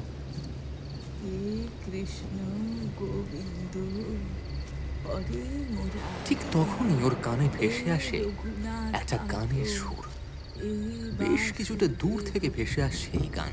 তোমারই মুরলীর সুরে আহা, কি অপূর্ব গানের সুর! কোথা থেকে ভেসে আসছে এই গান? গানের সুরের টানে কিংবা কোনো অমোঘ বন্ধনের মায়াজালে জড়িয়ে পড়ছে শুভ্র ধীরে ধীরে।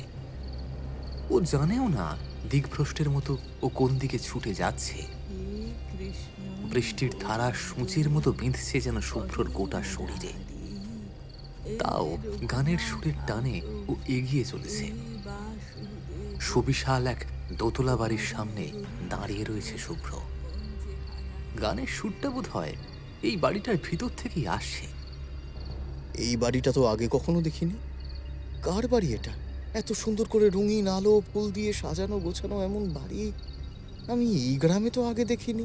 নিজের মনেই কথাগুলো ভাবতে ভাবতে বাড়ির মধ্যে প্রবেশ করে শুভ্র। ঠাকুর দালানের এক প্রান্তে অধিষ্ঠান করছে রাধাকৃষ্ণের বিগ্রহ, আর তার ঠিক সামনেই আরতি করছেন এক দীর্ঘাকায় পুরুষ।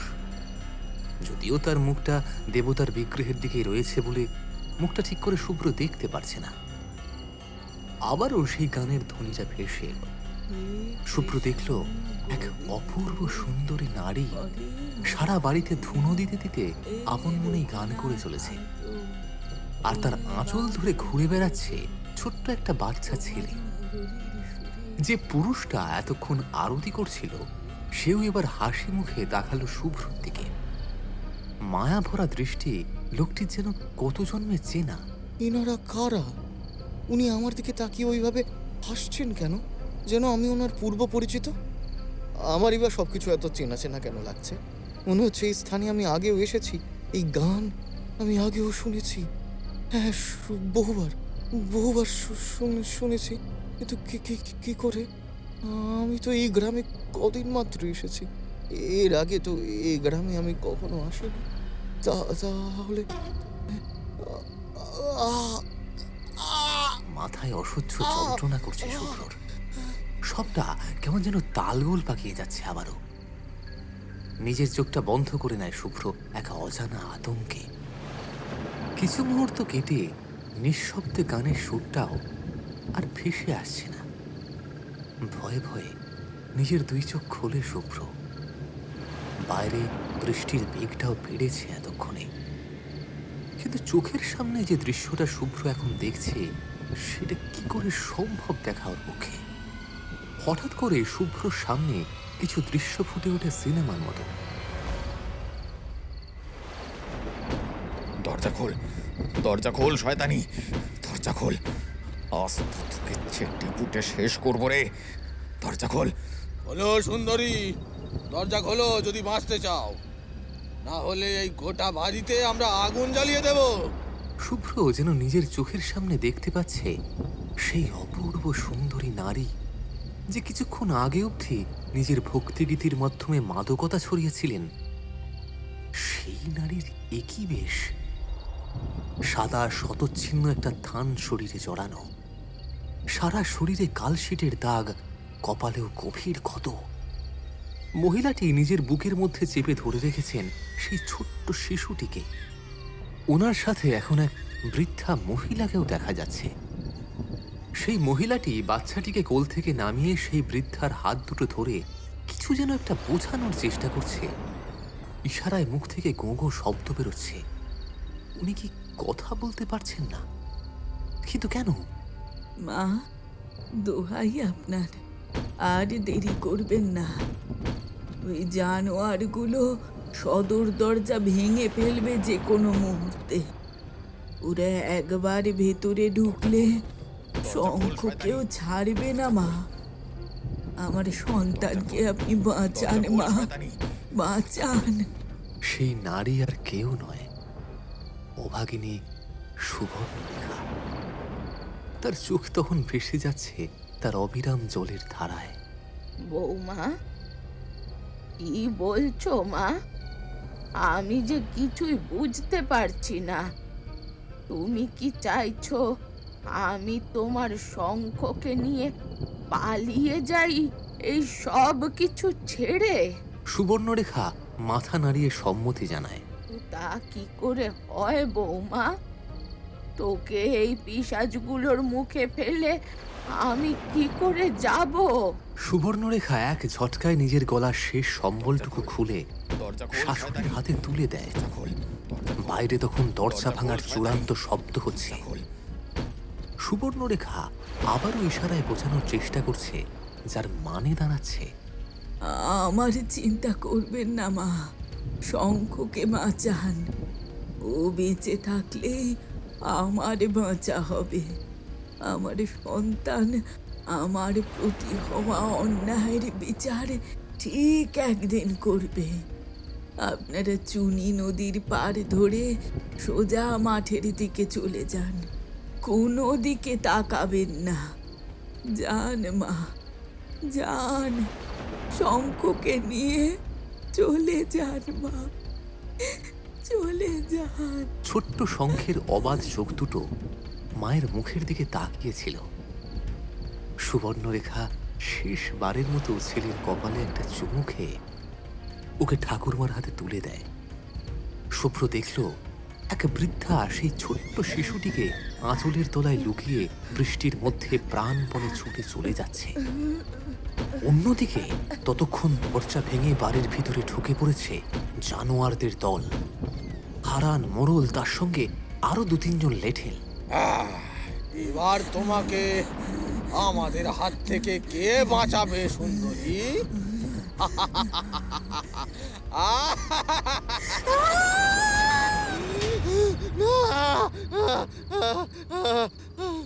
নিজের মাথাটাকে দুহাতে চেপে ধরে মাটিতে লুটিয়ে পড়ে শুভ্র। কপালে খুব কোমল হাতের শীতলতার স্পর্শ অনুভব করে শুভ্র। কত শান্তির এই স্পর্শ, কতটা মায়া ভরা এই আদরটুকু। শুভ্রর কানে ভেসে আসে এক পরিচিত কণ্ঠ। দাদু ভাই, এত বছর পর এলি বাবা। এই বাড়ি যে তোরই অপেক্ষায়। ধীরে ধীরে চোখ মেলে তাকায় শুভ্র, দেখে সেই বৃদ্ধার কোলে মাথা রেখে শুয়ে আছে সে। বৃদ্ধা আবারও বলে, সে যে আবারও ফিরে আসছে। তোর মায়ের প্রতি হয়ে যাওয়া অন্যায়ের বিচার যে তোকেই করতে হবে বাবা। এই গ্রামবাসীর সামনে আসল সত্যিটা তো তোকেই আনতে হবে। তাহলেই যে আমরা সবাই মুক্তি পাবো। মুক্তি।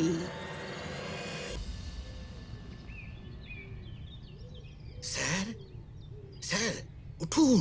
শুভ্রর কানে ভেসে আসছে খুব পরিচিত একটা ডাক। চোখ মেলে তাকায় শুভ্র, নিজেকে আবিষ্কার করে পোস্ট অফিসের টেবিলের ওপরেই। আপনি কাল রাতে এখানেই ঘুমিয়ে পড়েছিলেন স্যার? শুভ্র কি বলবে কিছুই বুঝতে পারছে না, শুধুই ফ্যাল ফ্যাল করে তাকিয়ে আছে রতনবাবুর দিকে। রাতে যদি ও এখানেই ঘুমিয়ে গিয়ে থাকে, তাহলে গতকাল রাতে যা যা দেখলো সেগুলো কি, তার মানে কি শুভ্রই সুবর্ণরেখার সন্তান শঙ্খ? গোটা দিনটা এইসব ভাবতে ভাবতেই কেটে গেল তার। তখন রাত প্রায় 1টা। ঘরের একটা কোণায় চুপ করে বসে আছে শুভ্র।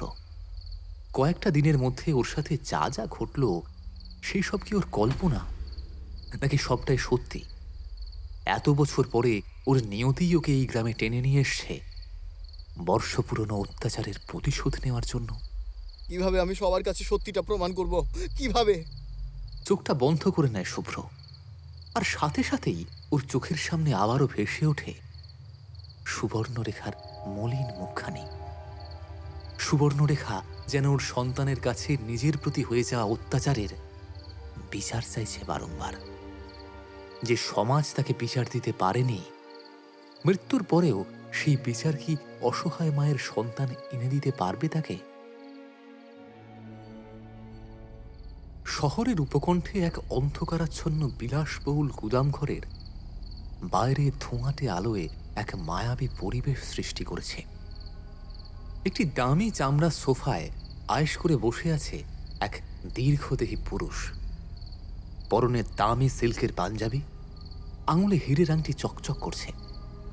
তার চেহারায় এখন আর দারিদ্র্যের কোনো ছাপ নেই, বরং তাতে ফুটে উঠেছে এক কুৎসিত আভিজাত্য।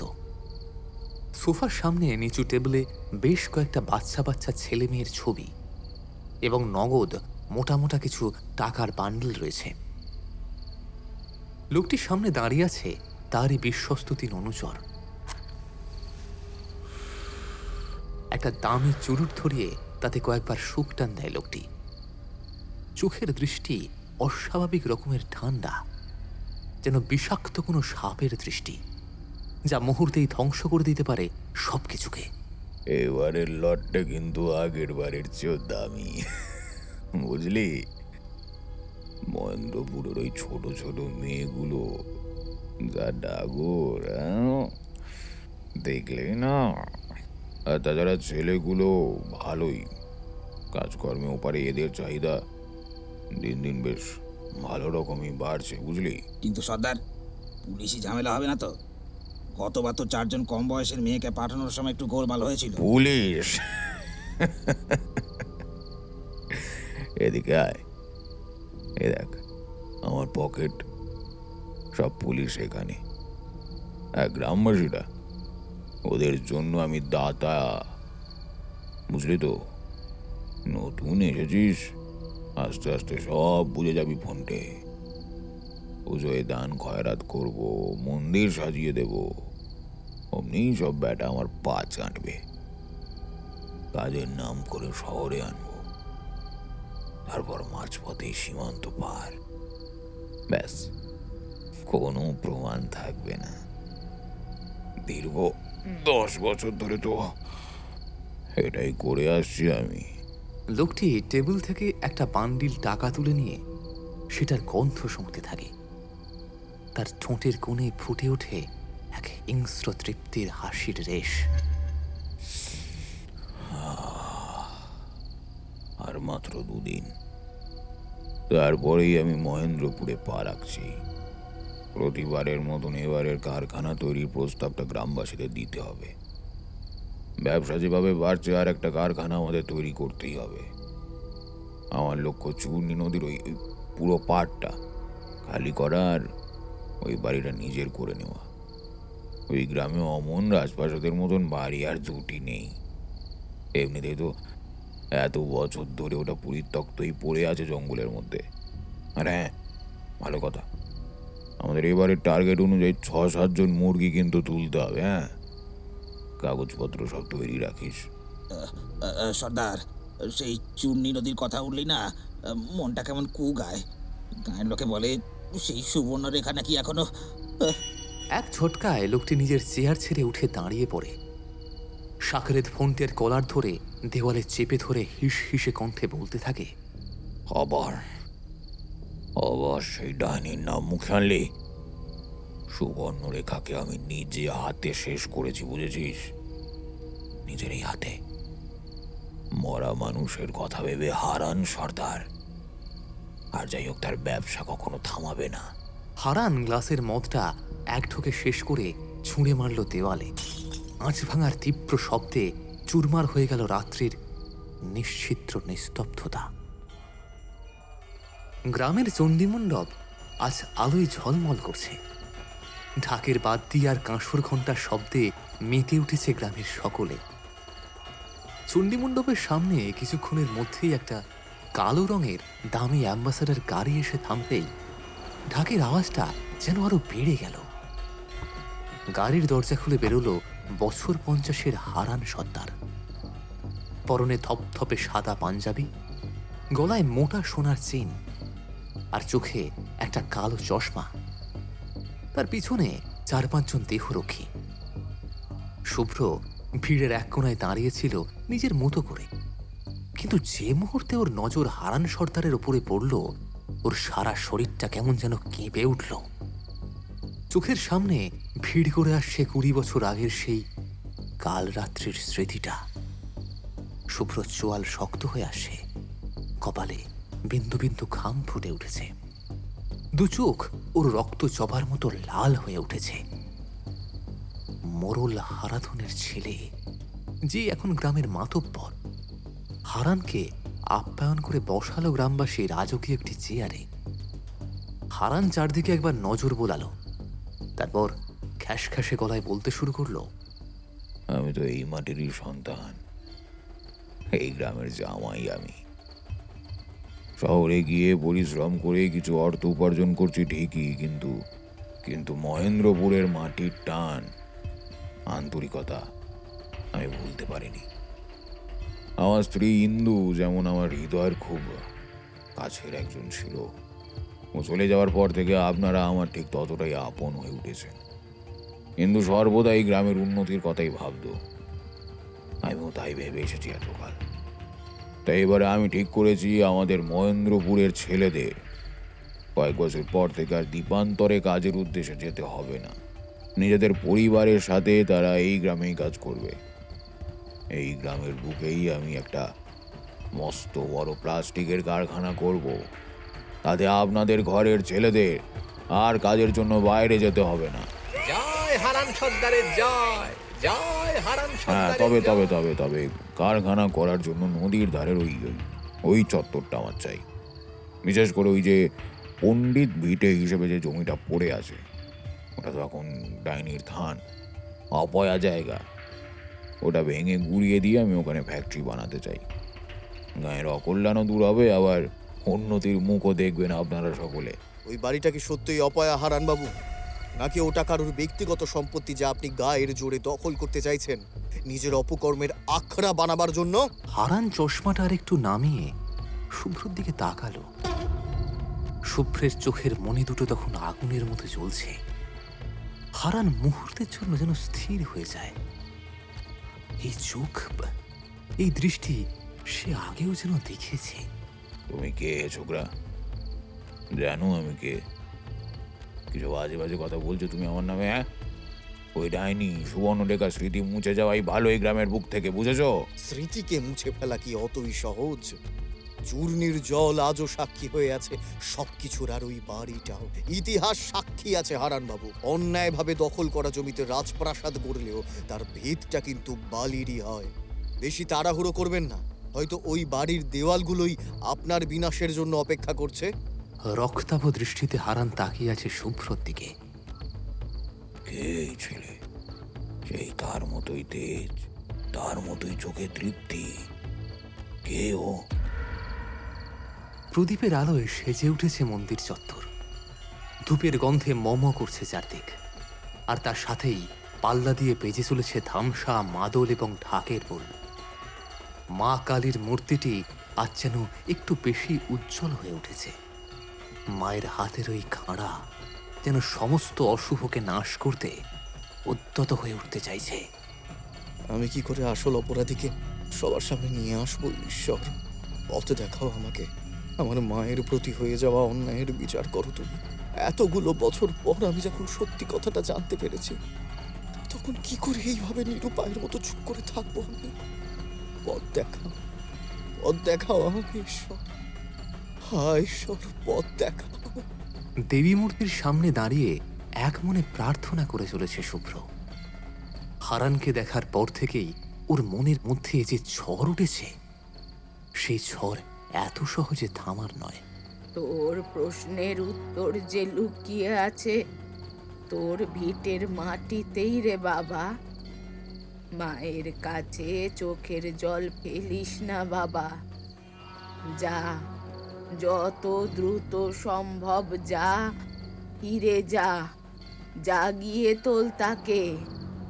এত বছর সে যে অনেক কষ্ট সহ্য করেছে, তাকে তার প্রতিশোধ নিতে যে তোকেই সাহায্য করতে হবে।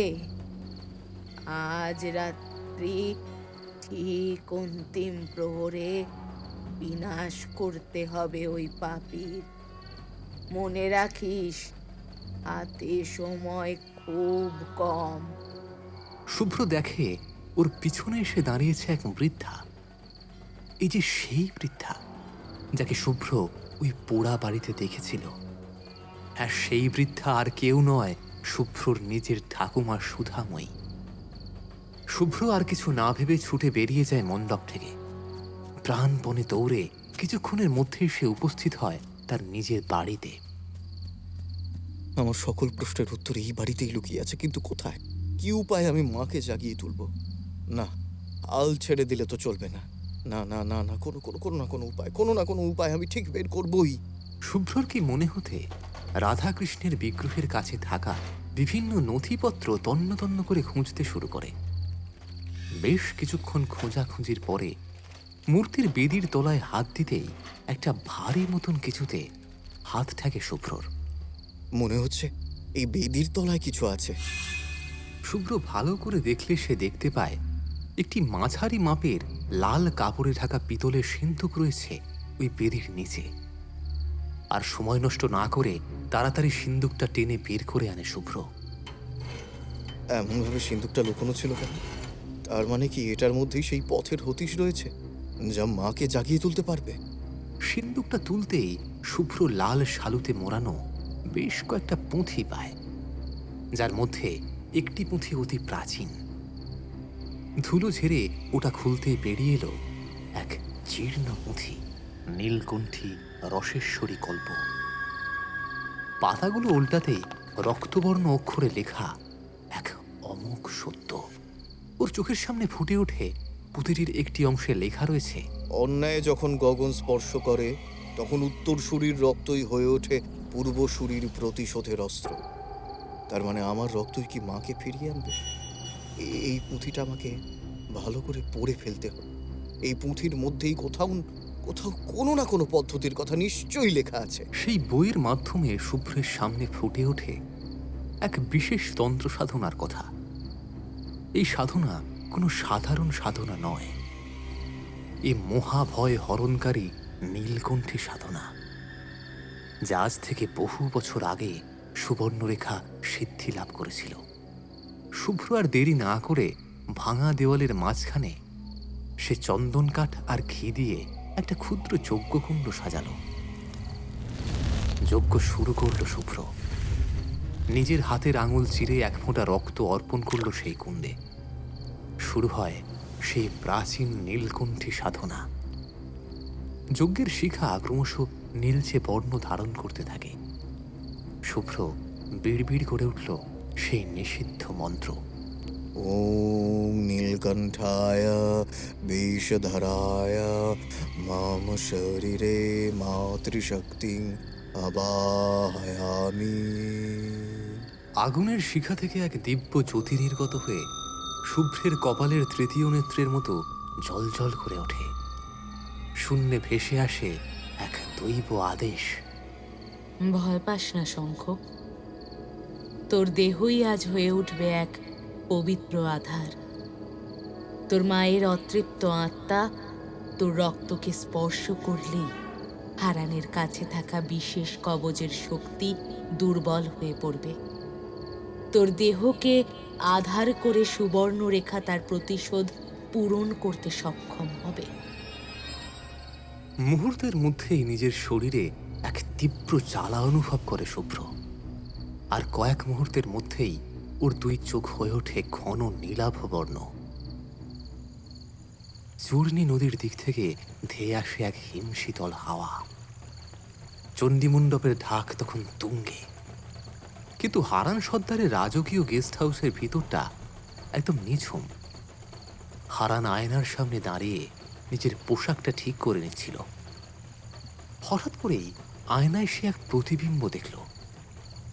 তার পিছনে বিশাল পালঙ্কটার ওপরে ঘোমটা টেনে এক নারী মূর্তি বসে আছে, লাল বেনারসি পরা, ঠিক যেন কোনো নববধূ।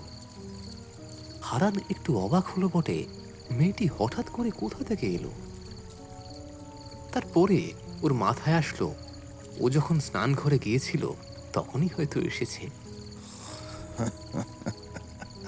হারানের ঠোঁটের কোণে সেই পরিচিত লম্পট হাসিটা ফুটে উঠল। হয়তো গ্রামবাসীরাই কোনো মেয়েকে আজ রাতের উপঢৌকন হিসেবে তাকে পাঠিয়ে দিয়েছে। আহা, তা রাত না হতেই অভিসারে চলে এসেছ সুন্দরী। বাবা বাবা বা, কাজের মেয়ে। দেখি তো সুন্দরী, কেমন ঘর আলো করা রূপ লুকিয়ে রেখেছ তোমার এই ঘোমটার আড়ালে। হারান লোলুপ দৃষ্টিতে এগিয়ে গেল নারীটির দিকে, আর এক ঝটকায় ঘোমটাটা সরাতেই হারানের রক্ত হিম হয়ে গেল। একে ছিটকে দূরে সরে যায় হারান। বিছানায় বসে থাকা মানুষটি তো কোনো নারী নয়, সে তো সেই সকালে দেখা ছেলেটি।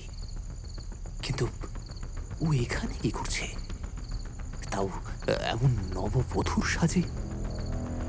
তাছাড়া ছেলেটির মুখটা বিভৎসভাবে পুড়ে কুঁচকে গেছে, ঠিক যেন আগুনের শিখা ওর সুন্দর মুখটাকে চিবিয়ে খেয়ে নিয়েছে। চোখের মনি দুটো এখন জ্বলন্ত কয়লার মতো দাউ দাউ করে চলছে। হারান আর্তনাদ করে পিছিয়ে যেতে চাইল। কে তুমি? শুভ্রর কণ্ঠ চিরে বেরিয়ে এলো এমন এক কণ্ঠস্বর যা 20 বছর আগে এই মহেন্দ্রপুরকে স্তব্ধ করে দিয়েছিল। চিনতে পারছিস না রে হারান? আমি সেই যাকে তুই 20 বছর আগে তেল ঢেলে পুড়িয়ে মেরেছিলি। মনে পড়ে সেই কাল রাত্রির কথা? নিজের নিকৃষ্ট লালসা মেটাতে আমাকে ছিঁড়ে খেয়েছিলি তোরা। তারপর জ্যান্ত পুড়িয়ে নদীতে ভাসিয়ে দিয়েছিলি। ভেবেছিলি চুরিনির জল সব ধুয়ে মুছে দেবে, তাই না রে? সুবর্ণরেখা। শুভ্র হারানের চুলের মুঠি ধরে একটা হ্যাচকা টান মারল মেঝের ওপরে। শুভ্র শরীরে এখন ভর করেছে সুবর্ণরেখার অতৃপ্ত আত্মা। এতগুলো বছর ধরে আমি অপেক্ষা করছিলাম এই মুহূর্তটার। কি ভেবেছিলি ওই বিশেষ কবচ ধারণ করে থাকলেই তুই আমার হাত থেকে রক্ষা পাবি, নিজের করা চরম অন্যায়ের হাত থেকে মুক্তি পেয়ে যাবি? না রে, পাপ যে তার বাপকেও ছাড়ে না রে হারান। আর আজ সেই সময়টা এসেছে সবার সব কিছু জানার সময় এসেছে। 20 বছর আগে নিজের পাপ লুকোতে তুই আমায় শেষ করেছিলি, কিন্তু আজ তোকে কে বাঁচাবে রে হারান? এতগুলো বছর পর আমি আমার সন্তানকে ফিরে পেয়েছি। আমার সন্তান আমার শক্তির আধার হয়ে উঠেছে রে, আর কেউ তোকে রক্ষা করতে পারবে না, কেউ না। এক ঝটকায় হারানের গলা থেকে কবচটা টেনে ছিঁড়ে ফেলে সুবর্ণরেখারূপী শুভ্র। তারপর হারানকে টানতে টানতে ঘর থেকে বারান্দা এবং বারান্দা থেকে সোজা চণ্ডী মণ্ডপের দিকে নিয়ে চলল শুভ্ররূপী সুবর্ণরেখা। হারান বাঁচার জন্য চিৎকার করতে চাইল, কিন্তু তার গলা দিয়ে কোনো শব্দ বের হচ্ছে না। চণ্ডী মণ্ডপে তখন হাজারো গ্রামবাসীর ভিড়, দেবীর চক্ষুদান চলছে তখন। হঠাৎ করেই সবাইকে স্তব্ধ করে দিয়ে শুভ্র হারানকে হিড় হিড় করে টানতে টানতে চণ্ডী মণ্ডপের মাঝখানে ছুঁড়ে দিল। শুভ্র সেই অর্ধদগ্ধ বিভৎস মুখটা দেখে গ্রামবাসীরা ভয়ে পিছিয়ে গেল। দেখ, যাকে তোরা দাতা বলিস সে আসলে একটা নরপিশাচ। 20 বছর আগে ও নিজের স্ত্রী ইন্দুলেখাকে গগনারে লোভে মাঝ নদীতে খুন করেছিল, আর তারপর আমাকে অর্থাৎ সুবর্ণরেখাকে ডাইনি সাজিয়ে তোদেরকে লেলিয়ে দিয়েছিল আমার জিভ কাটতে। এই ঘটনার কিছুদিন পর এক রাতে আমার বাড়িতে ঢুকে আসে মোড়ল আর এই হারান আমাকে দর্শন করে আমার জীবন্ত দেহটাকে পুড়িয়ে মারে এই শয়তানটা। শুভ্র হারানের বুকে পা দিয়ে দাঁড়িয়ে আছে। হারান যন্ত্রণায় আতঙ্কে কুঁকড়ে গেছে। স্বীকার কর, সবটা স্বীকার কর হারান, কি কি অপরাধ করেছিস তুই, না হলে তোর নিস্তার নেই আজ। তোর অন্যায়ের ঘোড়া পূর্ণ হয়েছে, ওর মধ্যে আজ রক্ত খাকির আত্মা প্রবেশ করেছে। স্বীকার কর, সবটা স্বীকার কর। হ্যাঁ হ্যাঁ হ্যাঁ, আমি খুন করেছি ইন্দুকে, কারণ সেই সময় আমি কেবল একজন ঠগী ছিলাম আর এটাই আমার কাজ ছিল, লুটপাটের পর সেই মানুষটাকে খুন করা। কিন্তু সেই সময় আমি কিছু ভুল করে বসি পাছে সবটা যাতে জানাজানি না হয়ে যাতেই আমাকে গোটা নাটকটা সাজাতে হয়। সুবর্ণরেখার যেহেতু অলৌকিক ক্ষমতা ছিল তাই ওকেই নিজের শিকার বানাই। গ্রামবাসীদের মধ্যে এই ধারণা ঢুকিয়ে দিই যে ও ডাইনি, কিন্তু সুবর্ণরেখার সমস্ত সত্যিটা জেনে ফেলেছিল। গ্রামবাসীদের সাহায্যে আমরা প্রথমে সুবর্ণরেখার জীব কেটে ফেলার ব্যবস্থা করি, কিন্তু তারপরেও আমি নিশ্চিন্ত হতে পারিনি, কারণ আমি জানতাম সুবর্ণরেখার কথা বলার ক্ষমতা কেড়ে নিল, ওর শিক্ষা, ওর লেখার ক্ষমতা তো আর কেড়ে নিতে পারবো না আমরা। আজ নয় কাল যদি সব সত্যি সকলের সামনে চলে আসে তখন আমরা সব শেষ হয়ে যাব। আর তার জন্যই সুবর্ণরেখাকে আমরা খুন করি। সেই রাতে ওকে আমি আর মোড়ল দুজনে মিলে ধর্ষণ করে ওকে জীবন্ত জ্বালিয়ে দিই। তারপর ওর অর্ধদগ্ধ শরীরটা আমরা ভাসিয়ে দিই চূর্ণির জলে। আমরা জানতাম না সেই রাতে আমাদের পৌঁছানোর আগে সুবর্ণরেখা ওর সন্তানকে সরিয়ে দিয়েছে, নাহলে সেই রাতে আমরা একেও শেষ করতাম। কেন এসেছিস তুই এই গ্রামে? তোর কি উদ্দেশ্য? যাদের তুই কাজের নাম করে শহরে নিয়ে যাস সেই সমস্ত ছেলে মেয়েরা কোথায়? উত্তর দে। কি অন্যায় করেছিস তুই ওদের সাথে? বল। শুভ্র সপাটে একটা লাথি মারল হারানের পেটে। যন্ত্রণায় কুঁকড়ে ওঠে হারান। সে সে আবারও বলতে শুরু করে। আর গত 10 বছর ধরে কাজে প্রলোভন দেখিয়ে গ্রামের ছোট ছোট সন্তানদের উপরে পাচার করে দিয়েছি আমি। গ্রামবাসীরা স্তব্ধ হয়ে গেছে। যে মানুষটাকে তারা পুজো করত, তার এই নারকীয় রূপ দেখে সবাই ঘৃণায় আর ক্রোধে ফেটে পড়ল। শুয়োরের বাচ্চা, তোকে আমরা বিশ্বাস করি আমাদের সন্তানদের তোর হাতে তুলে দিয়েছি, আর তুই এটা কি করলি জানোয়ার? গ্রামবাসীরা সবাই হারানকে মারতে এগিয়ে এলো। সে প্রাণ বাঁচাতে হামাগুড়ি দিয়ে মণ্ডপের উপরে রাখা দশভুজা মহাকালীর প্রতিমার দিকে এগিয়ে যায়। মা রক্ষা করো, আমাকে আমাকে বাঁচাও। হারান যখন উন্মাদের মতো প্রতিমার পাটা জড়িয়ে ধরতে গেল, ঠিক সেই মুহূর্তে ঘটল এক দৈবিক অলৌকিক কাণ্ড। ঢাকের শব্দ হঠাৎ থেমে গিয়ে এক প্রলয়ঙ্করী গর্জনে মণ্ডপ কেঁপে উঠল। আবারও ঝড় উঠেছে, প্রলয়ঙ্করী ঝড়, যে ঝড় আজ সমস্ত পাপ, সমস্ত অন্যায়ের বিনাশ করবে। প্রতিমার হাতে থাকা বিশাল লোহার খাঁড়াটি কোনো এক অদৃশ্য শক্তির টানে যেন আলগা হয়ে গেল। কোনো মানুষের ছোঁয়া ছাড়াই সেই ভারী খাঁড়াটি সজোরে নেমে এলো হারানের ঘাড়ের ওপরে। এক নিমেষে হারান সর্দারের মুন্ডু ধর থেকে আলাদা হয়ে ছিটকে পড়ল চণ্ডী মণ্ডপের মেঝেতে। পাপিষ্ঠের রক্তে ভিজে গেল মায়ের চরণ যুগল। মুহূর্তের মধ্যেই শুভ্রর শরীর থেকে সেই কালচে আভা মিলিয়ে গেল। তার দগ্ধ মুখ আবারও স্বাভাবিক হয়ে উঠল। শুভ্র মাটিতে লুটিয়ে পড়ল।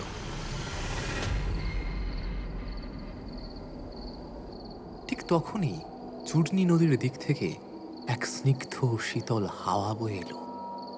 শুভ্রর কানে শেষবারের মতো ভেসে এলো মায়ের সেই শান্ত কণ্ঠস্বর। আজ আমি মুক্তি পেলাম বাবা, তোর মাকে ক্ষমা করিস। তোর মা তোকে আগলে রাখতে পারেনি, তোর ছেলেবেলা ফিরিয়ে দিতে পারেনি। তোর এই হতভাগী মা ভালো থাকিস বাবা। আর পারলে কুসংস্কারের জন্য গ্রামবাসীদের মনে শিক্ষার আলো জ্বালাস। আর কোনো সুবর্ণ রেখাকে যাতে ডাইনির অপবাদে শেষ হয়ে যেতে না হয়। আকাশের মেঘ সরিয়ে এক চিলতে চাঁদ উকি দিল। 20 বছরের কলঙ্ক আজ ধুয়ে মুছে মহেন্দ্রপুর আজ সত্যিই পবিত্র হলো। শুভ্র চোখ মেলে আকাশের দিকে তাকিয়ে আছে, দু চোখ জলে ভরা। নিজের মাকে ফিরে পেয়েও হারানোর যন্ত্রণায় সে কাঁদছে। মণ্ডপের দিক থেকে ভেসে আসছে গ্রামবাসীদের গলা। জয় মা চামুন্ডা কালীর জয়, জয় মা, জয় মা চামুন্ডা কালীর জয়, জয় জয় মা।